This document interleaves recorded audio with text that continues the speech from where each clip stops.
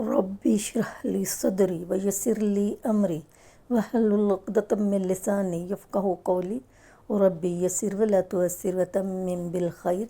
मुहर्रम में एक ऐसा दिन था जिसको यहूदी ईद के तौर पर, खुशी के तौर पर और अय्यामुल्लाह के तौर पर मनाते थे, और वो था अशूरा का दिन, यानी 10 मुहर्रम हराम।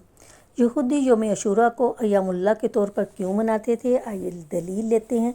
सही मुस्लिम की 2658 में हज़रत इब्न अब्बास रदियल्लाहु अन्हुमा से रवायत है कि रसूलुल्लाह सल्लल्लाहु अलैहि वसल्लम मदीना तशरीफ़ लाए तो आपने अशूरा के दिन यहूद को रोज़े की हालत में पाया। रसूलुल्लाह सल्लल्लाहु अलैहि वसल्लम ने उनसे दरियाफ़्त किया, ये क्या दिन है जिसका तुम रोज़ा रखते हो? उन्होंने जवाब दिया, ये एक अजीम दिन है, इसमें अल्लाह सुब्हाना ताला ने मूसा अलैहिस्सलाम और उनकी कौम को निजात दी थी और फ़िरऔन और उसकी कौम को गर्क किया था। तो मूसा अलैहिस्सलाम ने अल्लाह का शुक्र बजा लाते हुए इसका रोज़ा रखा, लिहाजा हम भी इसका रोज़ा रखते हैं।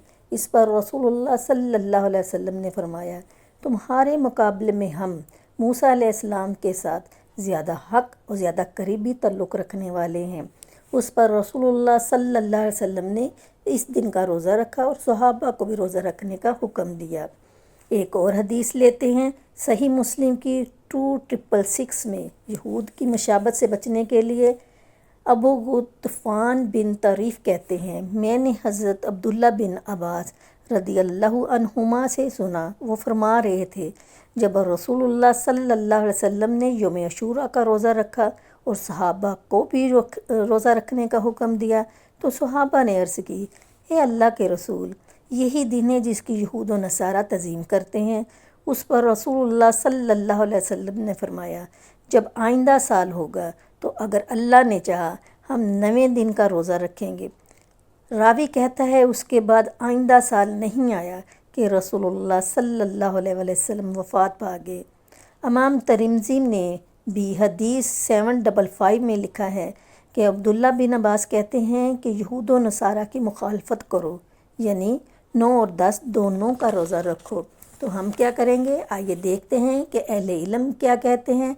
10वीं मुहर्रम का रोज़ा रखना 3 चीज़ों पर मबनी है।